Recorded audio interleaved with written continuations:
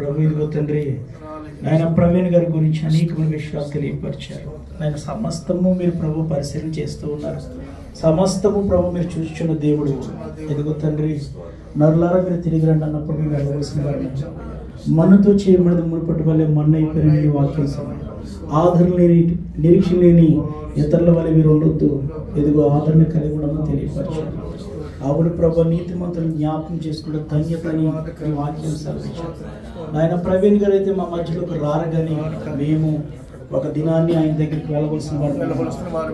ప్రభా నీ చిత్తాన్ని బట్టి ఒక నిరీక్షణ కలిగి ప్రభా నీ పాద సన్నిధానంలో మేము ప్రార్థన చేస్తూ ఉండగా మా ప్రార్థన విజ్ఞాపనలన్నీ కూడా నీ సన్నిధానానికి చేర్చుకుని నేను వారి కుటుంబానికి ఆదరణ, శాంతి, సమాధానం మీరు అనుగ్రహించబడుతున్నారు.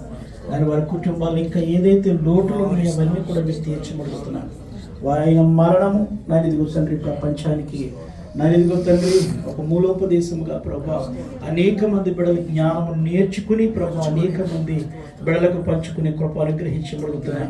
ప్రతి ఒక్క బిడ్డ పేరు పేరు చెప్పి మీరు దీవించి ఆశ్రయించమని నాన్న ఇదిగో తండ్రి నీ కృపలో వర్ధిలింపచేసి నీ నామానికి మహిమ తెచ్చుకోమని నీ కార్యాలు జరిగించమని కూడి చేరి వచ్చిన ప్రతి ఒక్క కుటుంబానికి సమాధానం మీరు దయచేయమని నిద్రించున్న వారికి నాయన శాంతి సమాధానము మీరు అనుగ్రహించి సహాయం చేయమని ఏ స్వచ్ఛతమైన పరిశుద్ధమైన దివ్య నామములో ప్రార్థన చేస్తున్న మా పరమ తండ్రి.